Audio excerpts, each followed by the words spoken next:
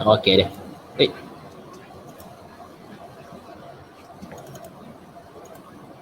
Okey.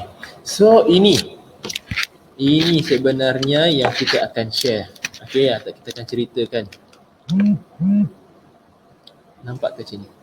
Ya, saya tak nampak nanti. Saya tak nampak. Okey, harap saya besarkan je lah. Saya tak nampak di saya. Okey. Saya tunggu aku nak buat. Tak apalah, boleh lah. Okey. So, saya nak share hari ini berkenaan dengan kita punya Fitox.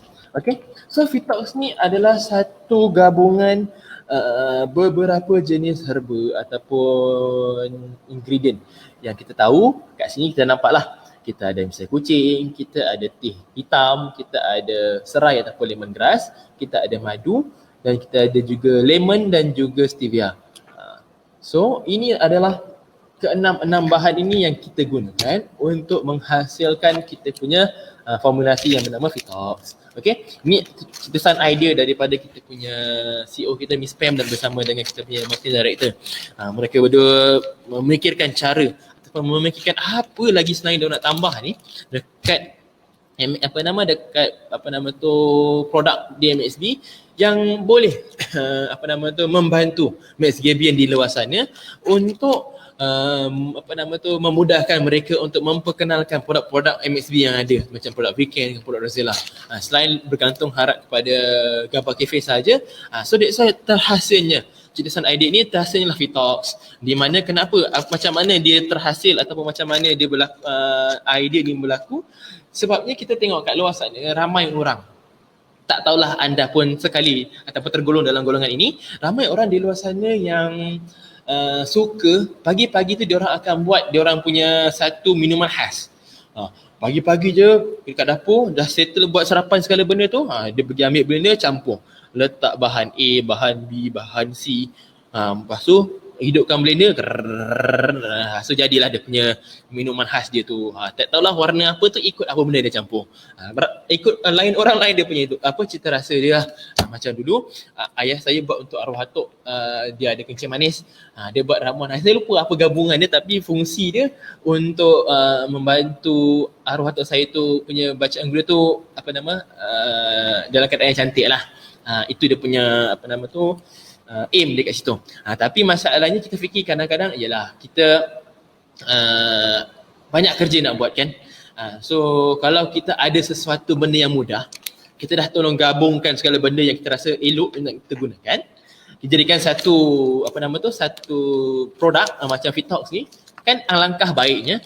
So that's why itulah daripada situlah datangnya idea ni, jadilah Fitox. So maksudnya daripada anda susah payah anda nak kutip lemon, anda nak kutip serai, anda nak tambah madu dengan misal kucing sendiri, daripada anda buat benda sendiri, so anda boleh secara shortcut anda ambil Fitox. Itu lebih mudah dan tak mengotorkan anda punya dapur. Tak payah nak asyik-asyik hari-hari kena basuh blender. Itulah itu. So saya kalau tengok kat sini, kita cakap kita nak facilitate affair, ataupun kita nak membantu mereka-mereka yang sibuk tapi dia orang nak juga sihat. So that's why lah kita hasilkan benda ni. Okay, so kita terus kepada apa benda yang sebenarnya ada pada kita punya Fitox tea ni. Okay, so Fitox tea ni basically dia terdiri daripada teh hitam.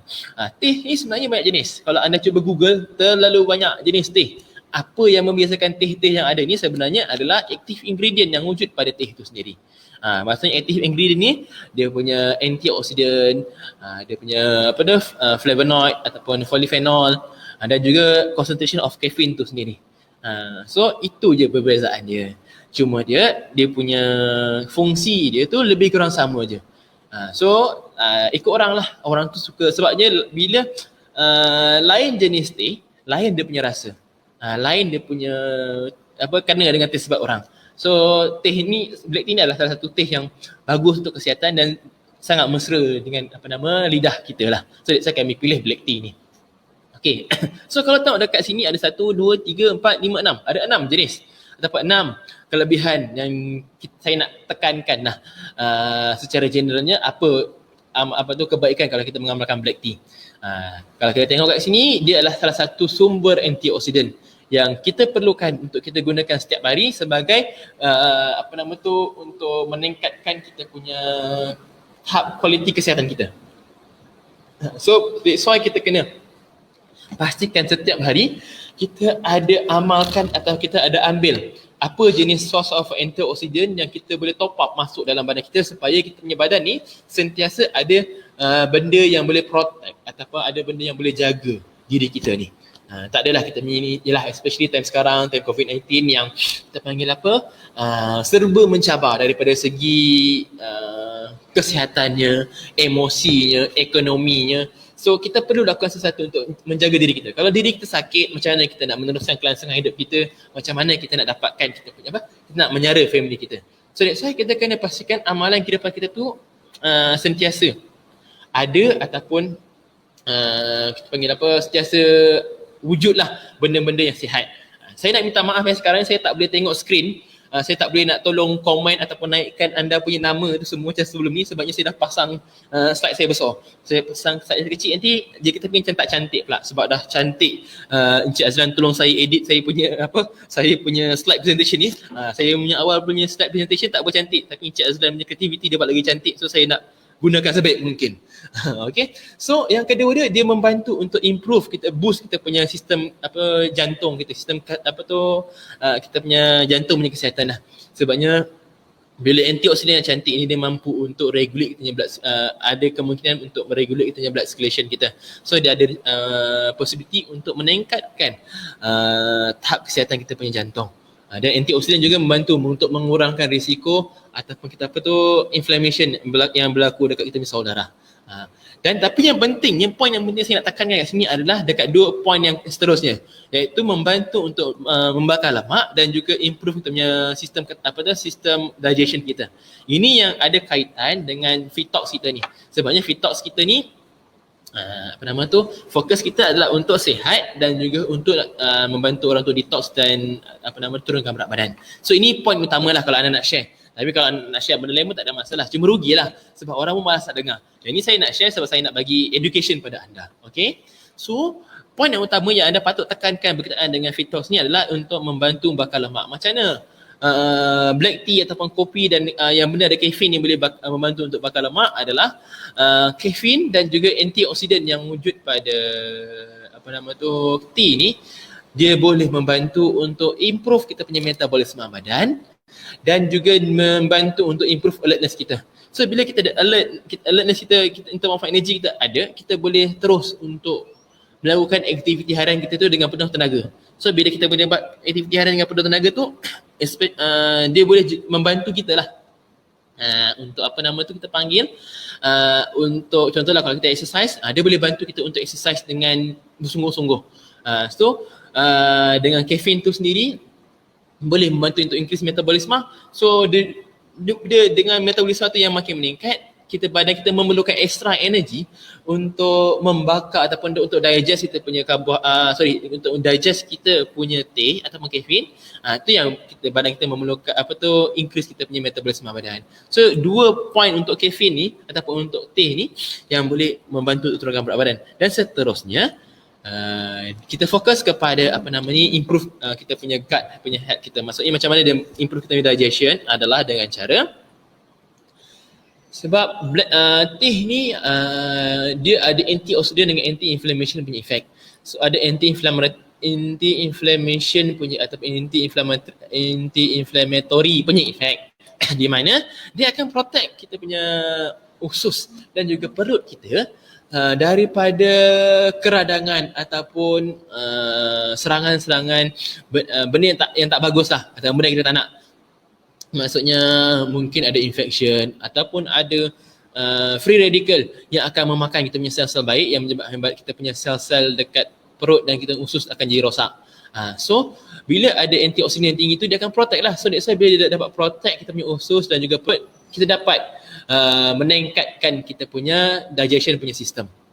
Itu macam mana kopi ataupun teh ni boleh dapat improve kita punya digestion punya sistem.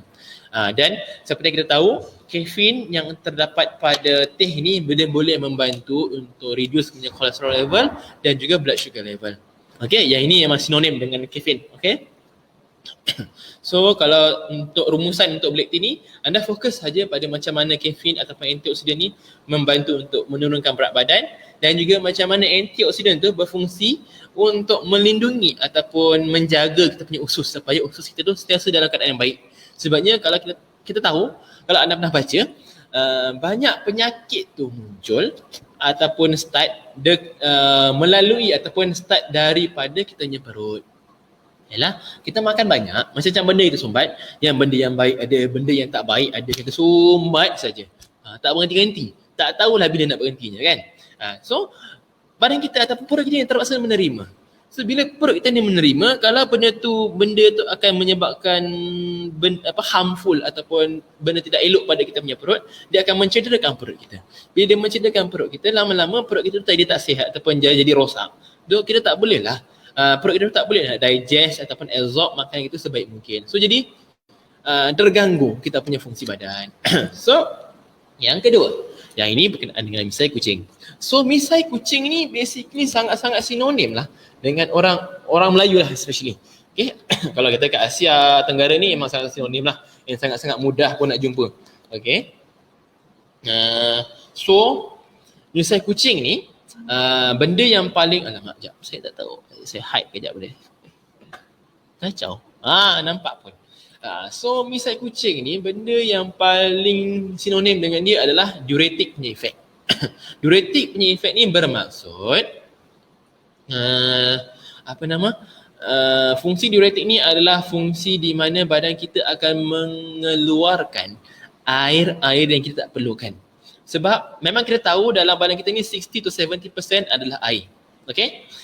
So kita memerlukan air. Cuma dia kadang-kadang ada masa disebabkan kita punya diet yang mungkin kurang cantik, kita makan makanan yang tinggi dengan sodium ataupun garam, menyebabkan badan kita ni memegang ataupun mengumpul lebihan ekstra air yang kita tak perlukan. So macam mana kita nak keluarkan? Kalau kita tak boleh keluarkan secara normal, kalau kita dah exercise, dah keluarkan peluh segala benda, memang still ada lagi. Tak betul kah? Misai kucing kah? Baik. Sekejap, cuba tengok sekarang. Kelambat. Minta kejap saya Mr. Azlan cakap saya punya slide tak nampak. Bukan tak nampak, dia tak bertukar, statik je. Boleh tolong komen tak sekarang ni saya dah nampak dekat misai kucing ke dekat mana? Boleh tukar? Okey. Cik Azlan cakap dah tukar, saya boleh teruskan. Penat saya punya semangat cerita rupanya kat situ je anda tak nampak. Minta maaf lah ya. Minta maaf sangat-sangat. Okey, so balik pada misai kucing tadi.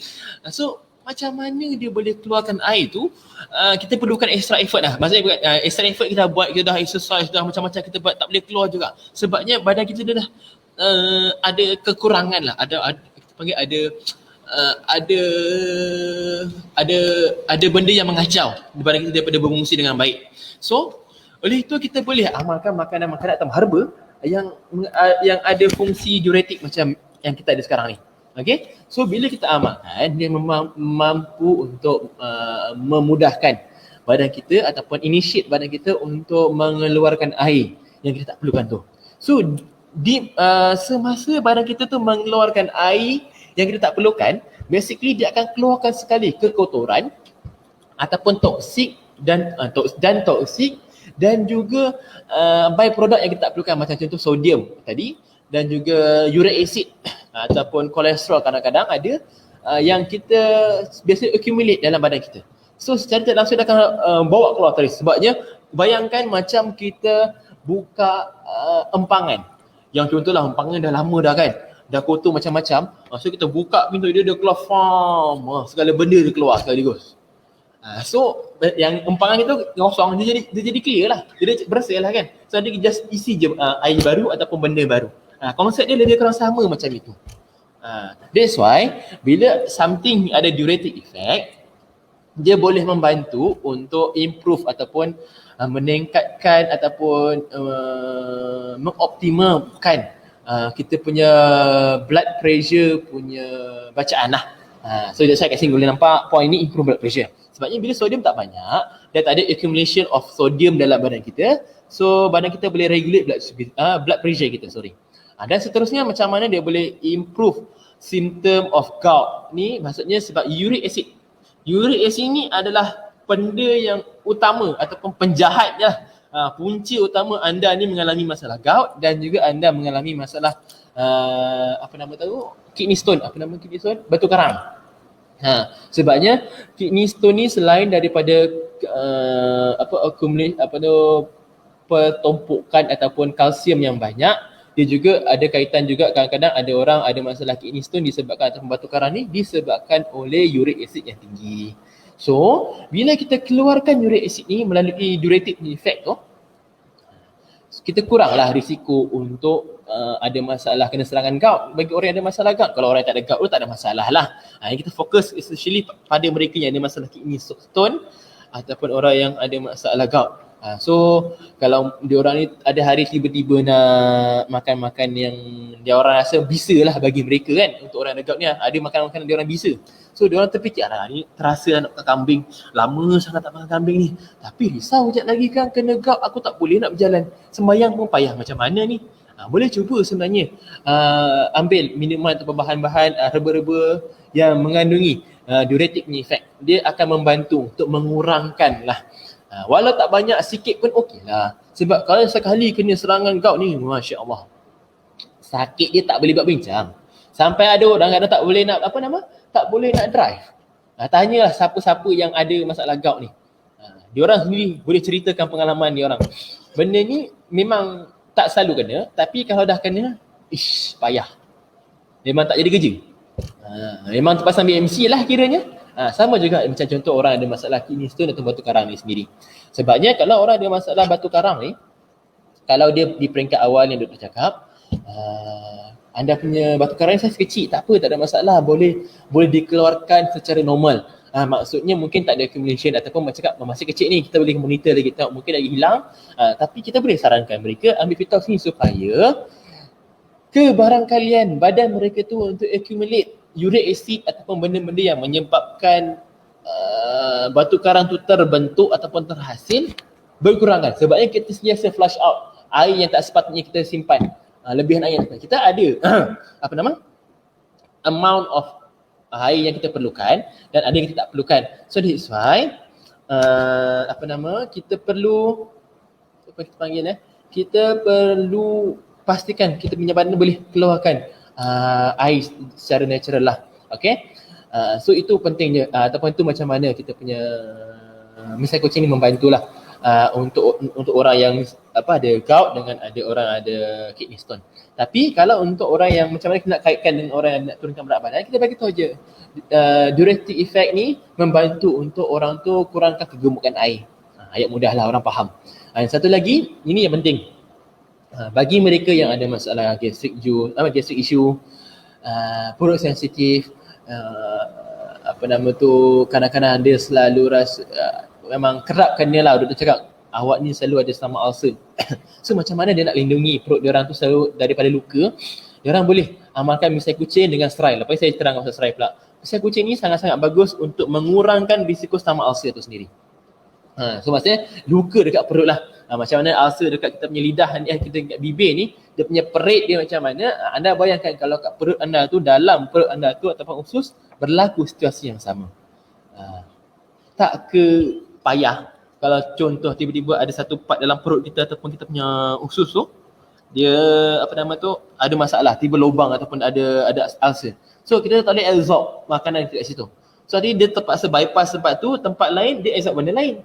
So nanti akan berlaku masalah malabsorption ataupun ketidakhadaman yang akan berlaku pada diri kita. So bila lama-lama berlaku, nanti badan kita akan ada masalah defisiensi ataupun kekurangan zat. Tak kisahlah apa jenis zat, bergantung pada tempat mana yang rosak tu.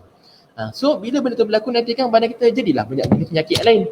Tu yang dah lama kalau contoh kita fikir macam mana aku nak turunkan berat badan ni. Asyik tak turun-turun, aku dah jaga makan, dah buat exercise tapi tak turun-turun. Sebenarnya punca dia tu kat perut dia. Sebab perut dia tu tak berapa cantik condition dia, tu yang menyebabkan dia sukar untuk turunkan berat badan. Okay? So seterusnya kita pergi kepada serai ataupun lemongrass. So lemongrass ni, laju juga sebenarnya saya cakap ni. Sekarang 4.24, saya slow. So lemongrass ataupun serai ni, saya fokuskan kepada lebih kepada isu kesihatan usus dan juga perut kita. Okay, so that's why kalau anda tengok ni, yang start kat atas tu improve digestive health. Maksudnya sistem penkanaman kita ni akan ditingkatkanlah dia punya keberkesanannya melalui fungsi antimicrobial punya properties dan juga antioksidan punya properties yang ada pada lemongrass kita. Okay, macam mana dia membantu? Yang pertama dia, antimicrobe punya properties yang ada pada lemongrass atau serai ni, dia menghalang menghalang tumbesaran ataupun populasi bakteria yang tidak baik. Okey, dia menghalang populasi bakteria yang tidak baik itu supaya hidup dengan secara banyaknya dalam kita punya perut dan kita punya usus. Sebab dalam perut dan usus kita tu sangat-sangat memerlukan bakteria yang baik. Tapi kalau disebabkan bakteria yang tidak baik ni banyak sangat hidup, dia akan menyebabkan bakteria yang baik ni akan mati. So kita tak nak benda tu berlaku. So that's why lemongrass ataupun serai ni ada antimicrobe punya properties. Dia akan mengurangkanlah bakteria yang tidak baik ni supaya tidak banyak wujud dalam kita punya perut dan kita punya usus. So bila benda ni berlaku, kita panggil dia simbiosis punya efek lah. So kita saling memerlukan. Good bacteria ni akan memakan makanan ataupun benda-benda yang kotoran yang ada dalam badan kita, dan kita memerlukan good bacteria ni untuk membantu kita untuk memastikan kita punya usus tu dalam keadaan yang segar ataupun subur lah kiranya ayat mudah dia. Macam tanah kita. Okay, tanah. Kalau nak tanam sesuatu kena pastikan dia subur. Sama juga situasi dalam kita punya badan. So that's why serai ni sangat-sangat bagus untuk menjaga kita punya sistem digestive system kita. So selain daripada itu, antioksidan yang ada pada kita punya antioksidan yang ada pada kita punya lemongrass ni berfungsi sama juga macam pada teh tadi. Dia akan melindungi ataupun menjadi satu barrier, lapisan utama untuk mengurangkan proses inflammation ataupun inflamasi daripada berlaku pada kita punya usus dan juga kita punya perut. Okay, bila radiasi inflamasi tak berlaku, free radical tak berbahaja lele dalam kita punya usus dan perut ni, kuranglah risiko sel-sel rosak dekat kita punya usus dan perut ni. So bila benda tak berlaku, InsyaAllah badan kita ni boleh berfungsi dengan baik, bolehlah absorb makanan sebaik mungkin. Selain daripada tu, serai ni sangat-sangat bagus untuk mereka yang selalu ada masalah indigestion. Maksudnya ketidakadaman. Macam mana dia jadi tak ketidakadaman tu sebab perut tu. Kadang ada orang bila makan certain barang ni dia angin. Dulu dia makan tak ada angin pun. Bila sampai certain tahap umur ni dia angin. Kenapa jadi macam itu? Kenapa anda jadi macam itu? Padahal sebelum ni contoh paling mudah saya boleh bagi atau share. Muda-muda dulu minum susu tak kisah pun. Makan aiskrim tak kisah pun berapa banyak. Tapi bila dah meningkat usia ni, makan aiskrim secoek je pun tiba-tiba dah angin. Kenapa jadi angin? Sebabnya badan dia tu tak dapat menghasilkan enzim yang secukupnya, ataupun dia punya usus ataupun perut tu tak diselenggara dengan baik. Menyebabkan kadar penyerapan bahan-bahan yang kita makan tu tak dapat diserap sebaik mungkin. So menyebabkan dia akan menghasilkan byproduct yang kita panggil angin tu lah. Ayat mudah dia angin. So bila angin ni terlalu banyak, nanti kan menyebabkan badan kita tidak selesa. So bila kita mengamalkan serai ni, kalau ikutkan remedies orang-orang dahulu, zaman-zaman purba dulu, dia orang menggunakan serai ni as remedies untuk protect mereka daripada masalah indigestion ataupun bloated ni.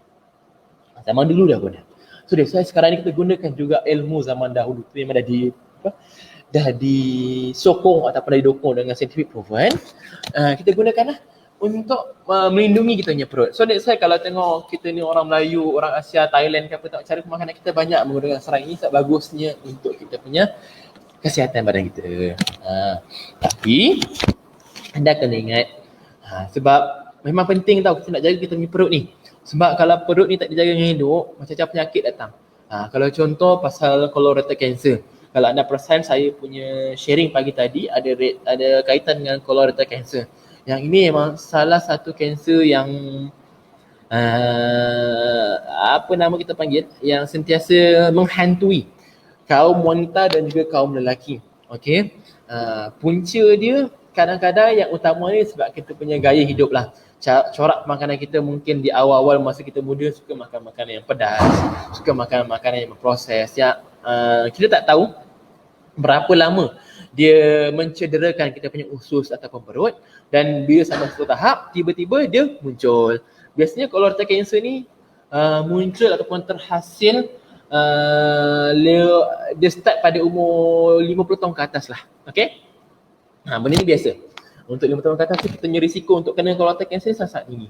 Dan especially kalau ada family member kita yang ada colorectal cancer ni, kita lagi berisiko tinggi. Macam arwah nenek saya yang meninggal pada tahun 80 ada kaitan dengan colorectal cancer lah. Pada starting dia disebabkan ada benign yang wujud dekat bahagian dia punya saluran pernafasan. Bukan pernafasan. Betul lah. Dia start dengan dekat kolon lah.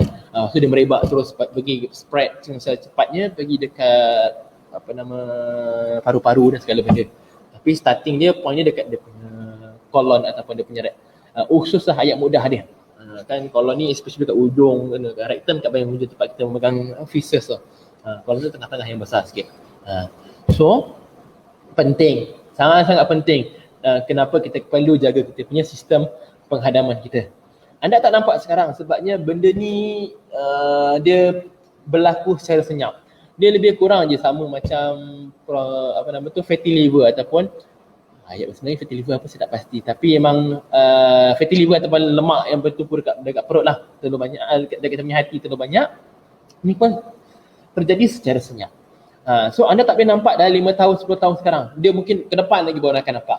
So macam mana kita nak pastikan kita ni menjauhi daripada tu? Kalau contoh kita ada risiko, macam saya dah ada risiko, macam mana saya nak menjauhi benda tu? So kita cubalah amalkan makanan-makanan yang boleh menjaga ataupun melindungi kita punya sistem penghadaman kita. Cara dia mudah, kita dah bawakan dah dekat sini. Okay? So seterusnya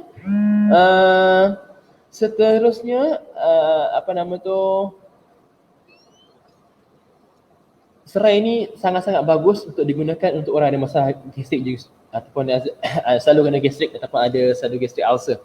Yang ini kita boleh kelaskan ataupun kita boleh fokus pada mereka yang sentiasa mengalami gastrik lah. So bila mereka mengalami gastrik, biasanya dia akan melukakan dia punya usus-usus ataupun dinding-dinding perut. So cara terbaik untuk melindunginya adalah dengan cara kita ambil makanan-makanan yang ada fungsi macam serai dan juga misai kucing. Okay, yang seterusnya yang ini diuretic effect. Tadi saya cakap dia mengeluarkan air. Okay, rinse out air yang tak sepatutnya yang kita tak perlukan pun dalam badan kita. Dia akan membantulah proses kita mengurangkan berat badan. Okay. So ini habis berkenaan dengan serai. So kita pergi pada lemon. Okay. So untuk lemon,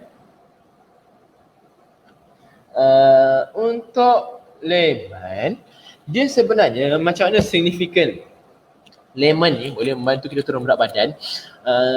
Ramai orang salah anggap dia ingat lemon ni dia boleh potong lemak. Okay. Sebenarnya untuk pengetahuan anda, lemon ni dia membantu kita untuk turunkan berat badan adalah dengan cara dia meningkatkan possibility seseorang itu cukup mengambil air. Sebab bila kita tidak mengambil air secukupnya ataupun kita mengalami dehidrasi, kita punya kadar metabolisme badan dan kita punya kadar proses digestion akan terganggu. Macam mana dia terganggu? Sebabnya badan kita, macam saya cakap tadi, kita terdiri daripada 60 hingga 70% air. So kalau kita ada air, terlebih air pun tak bagus. Kalau kita terkurang air pun tak bagus. Kalau tak terkurang air, dia akan kacau kita punya proses badan kita nak membawa segala jenis nutrisi segala jenis oksigen dalam badan tu memerlukan medium air untuk ataupun darah. Darah tu terdiri daripada liquid. So liquid tu datang air jugalah. So kalau kita dehydration, basically kita punya proses ataupun penghantaran delivery tu jadi lambat. So that's why dia akan kacau kita punya metabolisme badan. Daripada segi digestion pun macam mana dia akan kacau sebenarnya. Karbohidrat, protein dan juga lemak dia memerlukan air untuk assist diorang dalam proses pembakaran ataupun digestion ketiga-tiga bahan ni. So kalau badan kita tak memiliki ataupun tidak memiliki air yang secukupnya, badan kita punya proses digestion akan terganggu ataupun terjejas. So bila terjejas, nanti kita tak boleh menghasilkan kita tak dapat menghasilkan tidak dapat menghasilkan tenaga secukupnya daripada makanan yang kita ambil. Sepatutnya cukupnya untuk diri kita. Tapi disebabkan terganggunya proses digestion ni, kita hanya dapat digest separuh je. Separuh lagi tak dapat nak digest. So itu punca dia. Kenapa? Proses digestion ni terganggu apabila kita tak cukup minum air. So nak kaitkan balik, lemon ni sebenarnya kalau contoh kita biasa kat luar, kita letak lemon tu kita potong masuk dalam air, sebenarnya nak galakkan orang tu supaya dapat minum air secukupnya untuk badan dia orang berfungsi dengan baik. Tapi signifikan dia kenapa kita letak dekat kita punya kita punya Fitox ni, kita fokus kepada source of vitamin C yang ada dan juga antioksidan yang ada pada kita punya lemon yang membantu untuk proses absorption kita punya iron. Sebabnya kita tahu kadang-kadang ada orang kurang ambil buah, kurang ambil sayur setiap hari. So dengan adanya Fitox yang ada sedikit vitamin C, dia membantulah membakalkan sedikit vitamin C dalam badan kita, dalam kita punya diet setiap hari. Selain daripada kita ambil daripada kita punya sayur atau buah-buahan. Sekurang-kurangnya ada ekstra. Sebabnya vitamin C punya keperluan dalam badan, dia bergantung pada apa yang kita buat satu hari. Kalau kita stres, kita perlukan lebih. Kalau kita sakit, kita perlukan lebih. Kalau kita normal, kita perlukan dalam keadaan yang secukupnya lah. So, every time kita still need extra vitamin C yang kita perlu, yang sepatutnya ada dalam kita punya daily diet untuk memastikan kita punya fungsi badan ni dapat berfungsi dengan baik. And saya terlepas tadi dekat serai sebenarnya ada juga mengandungi zat besi ataupun iron yang sangat-sangat bagus dan sangat-sangat diperlukan oleh orang yang ada masalah anemia ataupun orang yang ada masalah kekurangan darah ataupun HB. So, bila kita ambil makanan yang tinggi dengan iron, basically kita memerlukan vitamin C untuk absorb iron ni sebaik mungkin. Kalau kita hanya fokus pada iron semata-mata, takut absorption of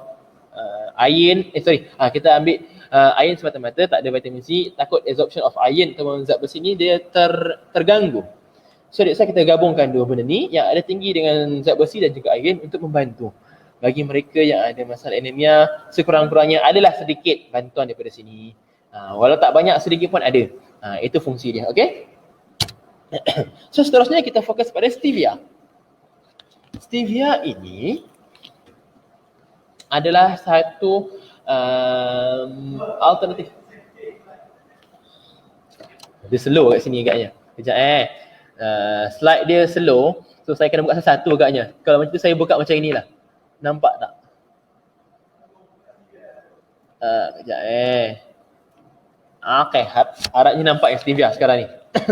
So, saya kat stevia ni adalah satu alternatif untuk mereka yang suka minum air manis, tak boleh tinggalkan rasa manis, tapi nak sihat. So, diorang boleh gunakan stevia as a natural sugar substitute. Daripada orang guna artificial, kadang-kadang orang risau pasal artificial ni kan, takut diorang ada toxicity ke apa benda. So, diorang boleh guna stevia sebagai diorang punya natural substitute. Okay? Dah lah 0 kalori. So tak ada masalah nak makan banyak mana. And dia punya rasa manis tu 200 hingga 300 kali ganda lebih manis daripada gula yang kita makan setiap hari. Okay? So yang ini kita fokus, stevia ni kita fokus kepada untuk memberi rasa sedap lah. Extra rasa sedap pada kita punya minuman. Dan seterusnya kita pergi kepada kita punya madu. Okay? Madu. Kenapa sebenarnya dah letak stevia yang manis tu, kita letak juga madu? Saya rasa banyak orang tanya saya soalan ni masa awal-awal dulu Fitox datang. Okay, nak tahu sebab dia kenapa? Sebab dia macam ni. Yang pertama dia, madu ni dia membantu untuk secrete satu enzim yang untuk enzim tu digunakan untuk memudahkan proses pembakaran kita punya lemak. Okey. So maksudnya nak meningkatkan effectiveness pembakaran lemak tu secara direct. Okey. Itu kenapa sebab utama kenapa letak madu di sini. Yang kedua dia ada antimicrobial punya efek di mana macam misalnya kucing dan juga serai, kita cerita pasal antimicrobial punya efek ni sebab kita nak pastikan kita punya good bacteria yang ada dalam kita punya badan ni sentiasa dalam keadaan optimum. Dia tak perlu buat extra work untuk bergaduh dengan bad bacteria yang ada dalam badan kita ni untuk bunuh bad bacteria ni. Kita dah ada bahan-bahan ekstra macam madu, dah ada serai, dah ada misalnya kucing yang boleh tolong dia memudahkan urusan dia untuk inhibit ataupun menghalang penternakan ataupun populasi bacteria dalam badan kita tu. So bila benda ni berlaku, insya-Allah kita punya digestion ataupun kita punya digestive health kita ni menjadi lebih baik. Dan seterusnya dia membantu untuk improve kita punya sleeping time. Okay? Sebabnya kenapa? Dia akan membantu untuk meningkatkan proses penghasilan serotonin dalam badan kita. Okay? So hormon serotonin ni penting untuk memberikan badan kita relax. So badan kita ni kalau tak relax, dia susah nak tidur. Tu yang kadang-kadang ada orang pusing kiri kanan setengah jam tak tidur sebab badan dia tak relax lagi. Mungkin sebab otak dia memikir banyak masalah, banyak benda dia fikir, dia tak relax, so that's why dia tak boleh tidur. So that's why dia kena ambil something macam, contoh macam susu. Susu, dia ada calming effect dia sebab ada kalsium di situ. Sama juga kita gunakan hormon. Kat sini kita akan stimulate hormon dalam penghasilan hormon serotonin untuk memudahkan urusan kita tu jadi relax. InsyaAllah mudahkan urusan kita untuk tidur. Okay, dan selain daripada itu, madu ni, dia punya komponen, karbohidrat dia tinggi pada fruktos berbanding dengan glukos. Kenapa saya cerita pasal benda ini? Bila makanan yang base dia fruktos bila digest dalam badan kita, dia terus masuk kepada kita punya glycogen storage ataupun kita punya liver ataupun kita punya hati. Dia tidak akan masuk pada kemisal darah. So bermaksud dia tidak akan meningkatkan kadar bacaan gula. Selain berbanding pada glukos ataupun gula. Gula lepas kita digest, dia akan masuk bagi pada salur darah. Bila salur darah dia masuk ke salur darah, dia akan menyebabkan kita punya bacaan gula tu meningkat. Tu yang menyebabkan kalau kita makan terlebih gula akan meningkatkan bacaan gula kita lah. Tapi tak semestinya saya cakap kita ambil madu ni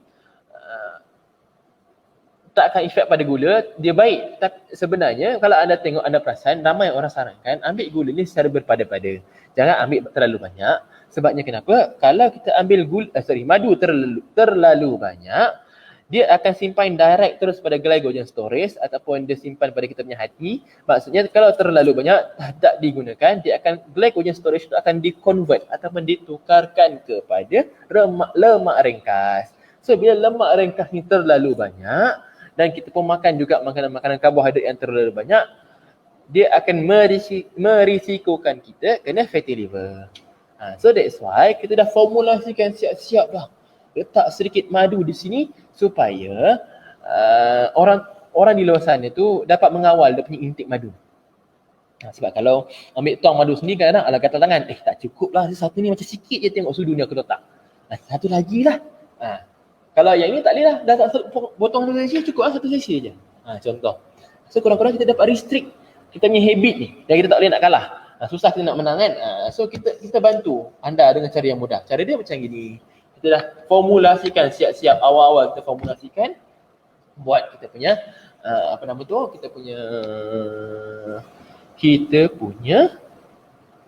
kita punya Fitox ni untuk menjamin kesihatan pada diri anda atau siapa-siapa yang mengamalkannya. Okay? So itu macam mana madu tu membantu anda.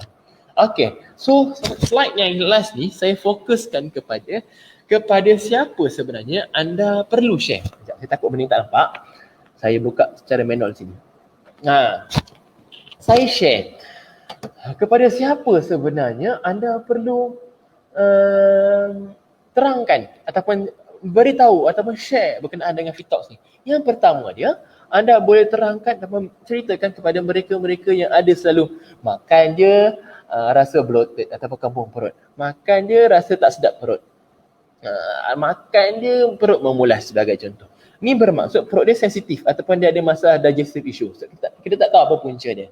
So cara terbaik dia, suruh dia orang mengamalkan Fitox supaya sekurang-kurangnya dia dapat improve dia punya condition, supaya condition dia tak menjadi lebih teruk lah.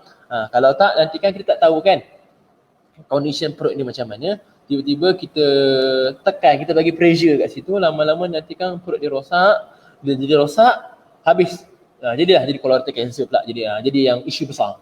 Selain daripada tu, sebenarnya kita juga boleh suggest ataupun sarankan Fitox Tea ni kita berikan kepada mereka yang ada masalah constipation ataupun sembelit. Okey, kenapa kita nak sarankan kepada mereka? Sebabnya constipation atau sembelit ni tidak bagus. Maksudnya macam mana kita nak tahu orangnya ada sembelit atau tidak sembelit? Kalau mereka hanya membuang air besar dalam seminggu hanya 3 kali sahaja, maksudnya dia orang ada mengalami masalah sembelit. So dia orang perlu lakukan sesuatu. Okey, jangan biarkan sembelit ni berleluasa.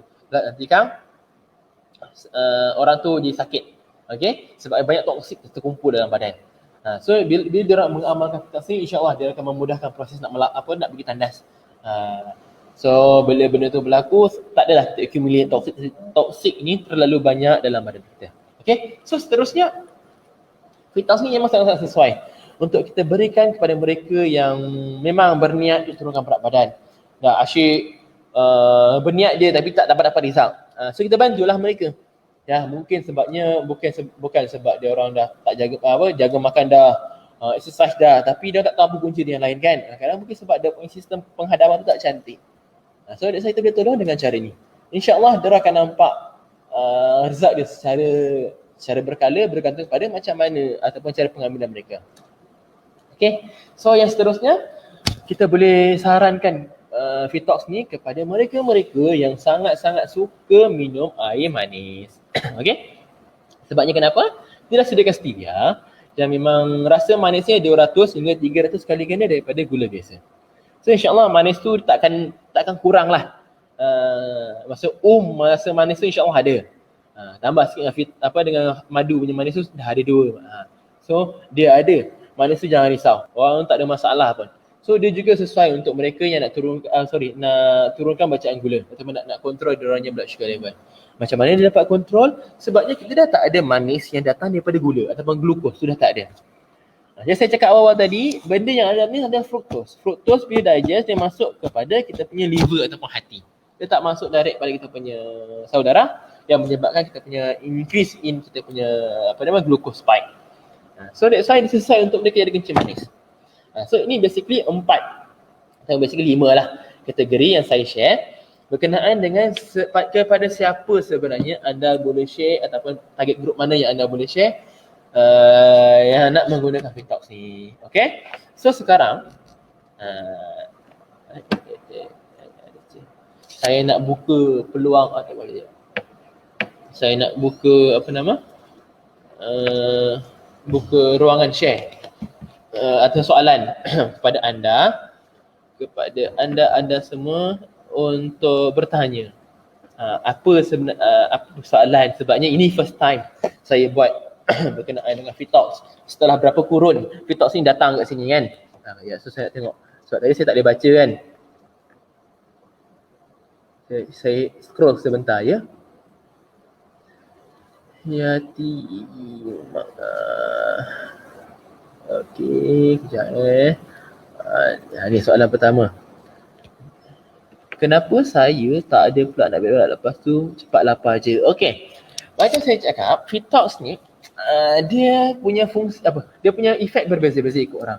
So kadang-kadang ada orang yang memang jenis yang mungkin senang nak membuang ataupun jenis sensitivity dia pada laxative effect yang ada pada herba ni kurang. So saya tak ada rasa nak pergi tandas. So itu pada yang normal. Dan kenapa jadi cepat lapar? Bermaksud kita punya sistem digestif tu dia makin baik. Bila sistem penghadaman tu makin baik, So dia cepatlah nak hadam kita punya makanan. So bila cepat hadam, perut tu jadi cepat kosong, dia saya cepat lapar. Tapi itu basically adalah salah satu tanda yang bagus. So untuk saya tak pasti saya nak sebut nama ni macam mana.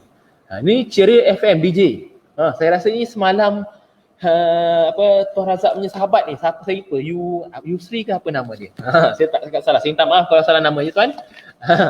Okey. So kalau cepat lapar dia, insya-Allah ini maksudnya salah satu indikator ataupun petanda yang badan anda ni sedang baik pulih lah dia punya sistem penghadaman tu. Itu dia rasa cepat lapar tu. So jangan risau. Cuma dia kontrol sikit lah. Kang nanti Kang makan banyak sangat jadi punca pula. Saya nampak berat badan bertambah ni. Payah guys. Tadi tak ada masalah. Okey, Puan Rokiah bertanya, untuk masalah diabetes atau kencing manis yang teruk sesuai atau tidak? Saya ulang secara kembali, dalam ini tiada bahan ataupun glukos yang boleh meningkatkan bacaan gula kita. So insya-Allah sesuai, cuma dia ambil dalam kuantiti yang sederhana. Maksudnya 1 ataupun 2 sachet biasa cukup. Sebabnya madu yang ada dalam tu memang dia tak akan meningkatkan paras gula. Tapi bila dia meningkatkan paras lemak, kalau dia ambil dalam keadaan yang banyak, maksudnya kita ambil daripada makanan kita, ada madu. Nanti tambah lagi ekstra kan. So nanti merisikokan benda tu bertukar jadi lemak ringkas. So menyebabkan lemak ringkas tu bertambah dan mengurangkan sensitivity insulin dalam badan kita. Ya, saya scroll lagi. Sekejap Okey, sekarang Kak Faizah kita.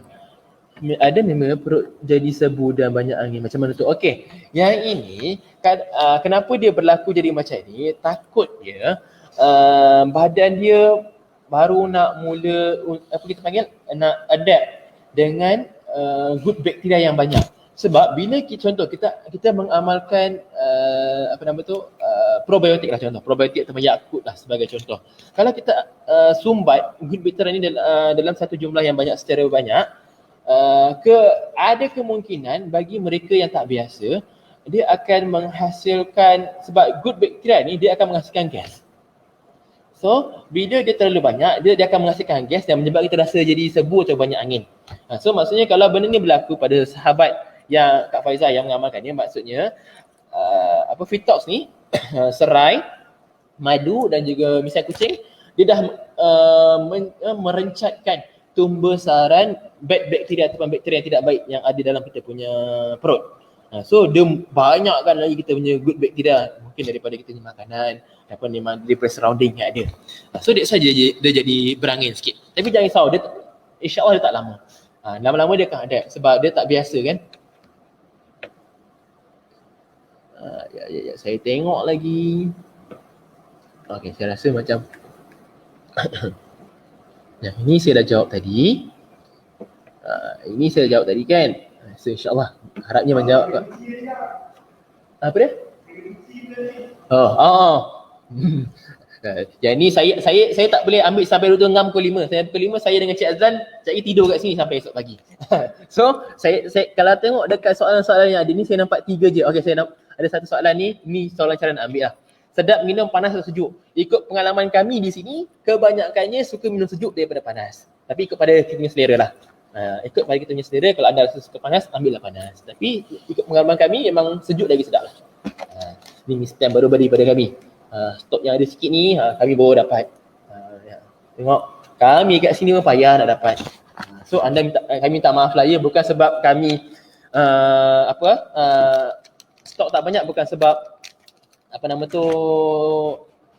stok tak ada. Sebabnya ialah time PKP ni production lambat. Biasalah kilang kan, dia terpaksa mengurangkan. So kita harap anda faham lah. Okay, so saya harap sampai sini saja saya punya perkongsian. Kalau ada persoalan dan pertanyaan, anda boleh direct tanya dengan saya. InsyaAllah kita boleh kupas benda tu lagi pada sesi-sesi yang akan datang. Saya tak boleh tarik lama, nanti kan saya kena kurung ni. So benda yang baik tu semua datang daripada Allah. Benda yang kurang enak ataupun kurang elok tu semua datang daripada kelemahan saya sendirilah.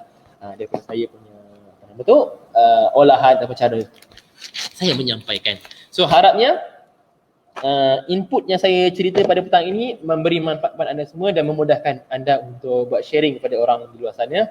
Harapnya anda bersabar. Bagi mereka yang masih lagi tak dapat stok, insyaAllah anda punya stok akan menyusul. Okey? Tunggu. Dan kalau contoh anda masih lagi nak buat order kami, pre-order kami still, bukan pre-order lah. Order dulu, bayar dulu, stok sampai nanti ada, kami dah buka. So kurang-kurangnya anda punya stok secure sebab anda dah bayar. Kami akan dahulukan kepada mereka-mereka yang dah bayar lah. Okey. So terima kasih semua. Jumpa lagi. Jangan lupa insya-Allah pada hari saya cek kejap. Saya lupa. Cek.